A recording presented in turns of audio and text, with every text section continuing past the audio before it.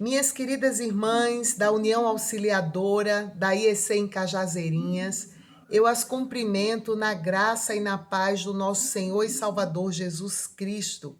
Estamos muito felizes de poder estar em contato com as irmãs e de trazer à memória a operosidade da fé das queridas, o amor com o qual as irmãs têm se envolvido no reino de Deus, na obra do Senhor, na pregação do Evangelho do Senhor Jesus Cristo. Então queremos nos unir às queridas para bendizer o nome dele pelos 43 anos de organização dessa união. E que vocês possam continuar, minhas amadas. Como diz o apóstolo Paulo, lá na carta aos 1 Coríntios, capítulo 15, o verso 58, que inclusive é o moto da nossa confederação, sempre firmes e constantes, abundantes na obra do Senhor, sabendo que o trabalho das irmãs jamais será vão no Senhor. A presidente da União pediu para que nós estivéssemos trazendo uma breve reflexão ao coração das queridas, em comemoração, então, a esse tempo de gratidão, de aniversário que as irmãs estão completando como União. E o tema muito bem propício, escolhido, vivendo milagres em tempos de crise. Certamente nós estamos vivendo, minhas amadas, tempos de crise. E uma crise sem precedentes que nos alcançou, uma crise mundial com a pandemia gerada pelo Covid. Mas uma coisa é certa: o nosso Deus permanece no controle. Ele é soberano, ele está no trono e todas as coisas estão debaixo do seu poder. Sendo assim, eu gostaria de falar um pouco hoje acerca do profeta Daniel.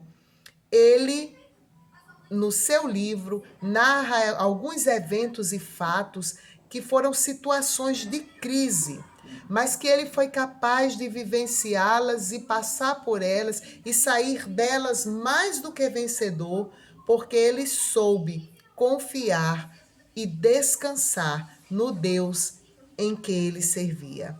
E aqui eu queria trazer para as irmãs o capítulo 2 do profeta Daniel. É um pouco longo, as irmãs podem estar depois relendo esse capítulo, meditando, mas o capítulo 2 narra que no segundo ano do reinado de Nabucodonosor, ele começou a ter sonhos, começou a sonhar.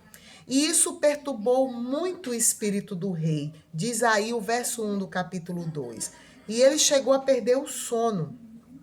Então, ele pediu que se chamassem os magos, os adivinhos, os feiticeiros e os astrólogos para que dissessem a ele os seus sonhos e a interpretação deles.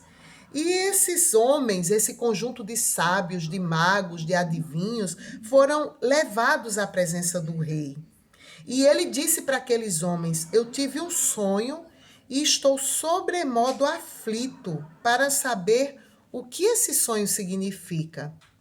Os astrólogos então saudaram ao rei e pediram que o rei contasse os sonhos para que eles lhes dessem a interpretação.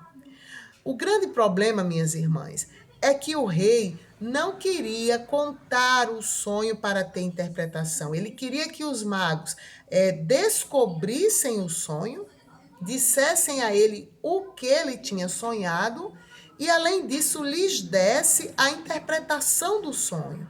Ora, essa tarefa era muito difícil. E os magos disseram para o rei, no verso de número 11, os adivinhos, os sábios: o que o rei exige de nós é muito difícil. E ninguém é capaz de declará-lo ao rei, ao rei, senão os deuses que não moram junto com os mortais. O rei ficou bastante irado, minhas irmãs, diz o verso 12. Ele se enfureceu e ele então decretou uma ordem que todos os sábios da Babilônia fossem mortos. Saiu o decreto e Daniel e os seus 3 amigos, Sadraque, Mesaque e Abidnego, que eram homens considerados sábios, porque Daniel já havia trabalhado nessa área de assessoria nos negócios do rei, eles também seriam mortos. E o que nós encontramos aqui é o profeta Daniel, o homem de Deus, juntos com seus 3 amigos, sendo ameaçado de morte, com a morte eminente. Ou seja, eles estavam vivendo uma grande crise a ponto de perder a própria vida. E é aqui que eu gostaria de meditar com as irmãs na postura do profeta Daniel. Em meio a essa crise, a essa surpresa, uma surpresa que se levantou na vida do profeta e dos seus amigos, que atitudes o profeta Daniel tomou para ser um vencedor, para vivenciar milagres? Minhas amadas, a primeira atitude está aí no capítulo 2, verso de número 14.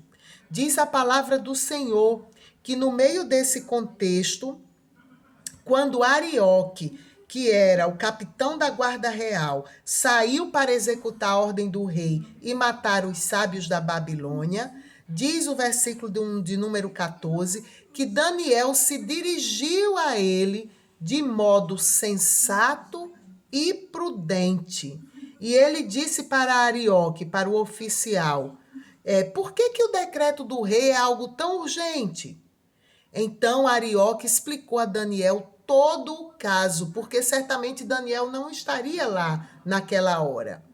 Então, minhas amadas, a primeira atitude de Daniel para superar esse momento de crise não foi se desesperar, não foi se despedir das pessoas que ele amava, mas como diz o verso 14, ele agiu de modo sensato e prudente. A palavra do Senhor nos ensina que a mulher sábia, ela edifica a sua casa e que o temor do Senhor é o princípio da sabedoria, revela prudência todos aqueles que o praticam. Então, minhas queridas, nós estamos numa situação de crise mundial e podemos vivenciar na nossa vida uma grande tempestade que se levante quando a gente menos espera. A primeira atitude que a serva do Senhor deve ter é agir de forma prudente, confiar nesse Deus, agir prudentemente, com sabedoria, esperar o tempo certo de falar, de se colocar e as palavras corretas, para que assim a crise vá sendo resolvida, as coisas estejam se apaziguando e tudo se resolva para a glória do Senhor. A palavra continua dizendo então que Daniel se apresentou ao rei e disse: ó rei, eu peço a ti um prazo para revelar ao rei tanto o sonho como a sua interpretação. E o verso de número 17, minhas irmãs, nos mostra uma outra forma de agir que Daniel teve. Ele buscou a ajuda dos servos que pensavam como ele. Veja o que diz o verso número 17. Então Daniel voltou para casa, contou o caso aos seus companheiros, Ananias, Misael e Azarias, para que pedissem misericórdia ao Deus do céu sobre aquele mistério, a fim de que Daniel e seus companheiros não fossem mortos juntamente com os outros sábios de Babilônia. Na época da crise, minhas queridas irmãs, procure ajuda.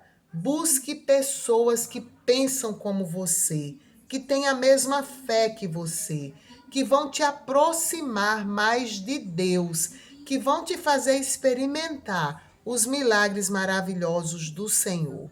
Uma outra característica que nós vemos aqui nesse contexto difícil, que fez com que Daniel vencesse essa crise, essa grande dificuldade em que a própria vida dele estava sendo ameaçada, está no verso de número 18, como nós já lemos. Ele dependeu da misericórdia do Deus do céu em oração. Minhas queridas, não existe outro caminho. Daniel estava diante de um dilema para resolver. Ele precisava saber qual era o sonho do rei e dar a interpretação correta do sonho. Daniel não confiou na sua própria sabedoria, mas junto com os seus amigos.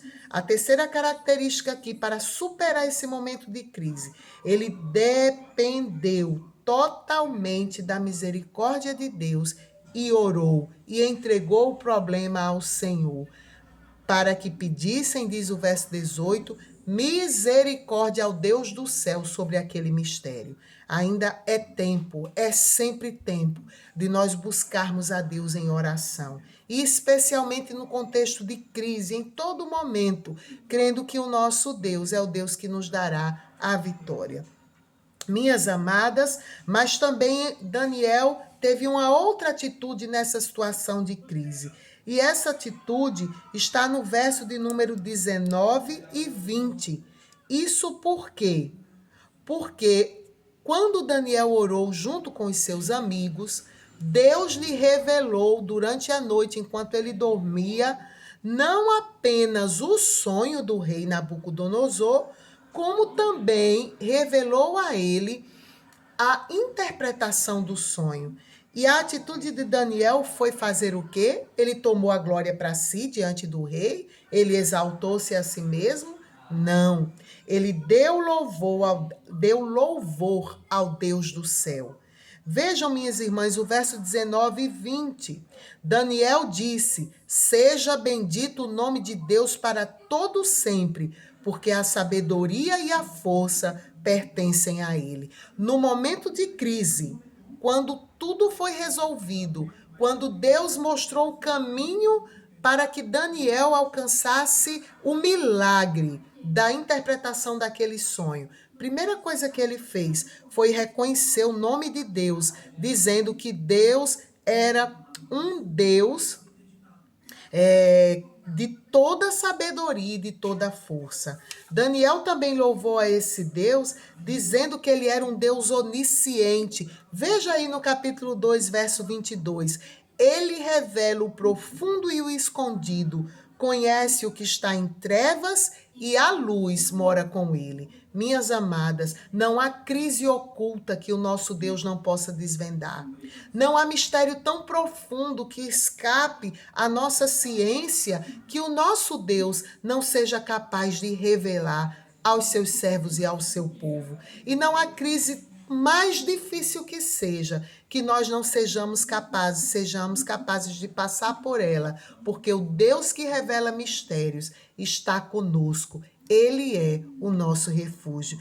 Foi assim que Daniel saiu dessa situação difícil. E diz a palavra no verso 23 também, que Daniel louvou a Deus, dizendo que ele é o Deus das gerações, porque ele disse: ó Deus de meus pais, a ti dou graças e louvor, porque tu me deste sabedoria e força, e agora me revelaste o que te pedimos, pois nos revelaste esse assunto ao rei. Minhas amadas, nosso Deus é maravilhoso. Nós sabemos o que aconteceu com Daniel.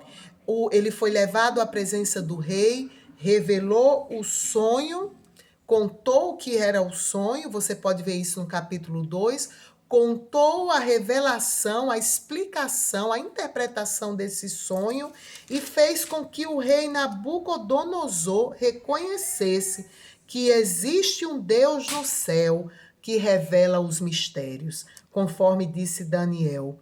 E o rei disse com muita propriedade que durante esse reinado, o reinado deles, o nome do Deus de Daniel fosse exaltado, está no capítulo 2, verso 47, como o Deus verdadeiro e revelador de mistérios. Então, o rei exaltou Daniel e deu a ele e aos seus amigos presentes especiais e, a pedido de Daniel, os amigos dele foram abençoados, porque ele pediu que o rei lhes desse encargos no reino.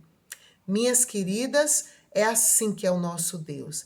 Em tempos de crise, eu e você podemos experimentar milagres, porque isso que aconteceu na vida de Daniel foi um milagre. Ele estava prestes a ser morto, junto com os amigos, mas ele foi prudente, ele buscou ajuda de pessoas que tinham a mesma fé que ele dependeu da misericórdia de Deus em oração e ele deu louvor ao único que é digno de receber a honra e a glória. Viva milagres em tempo de crise. Tenha essas mesmas atitudes e que o nome do Deus revelador de mistérios, o Todo-Poderoso, seja engrandecido através da tua vida para a honra e louvor eternos da sua glória. Um grande abraço. Deus abençoe as minhas irmãs queridas e que essa palavra faça a diferença na sua vida para a glória do seu nome.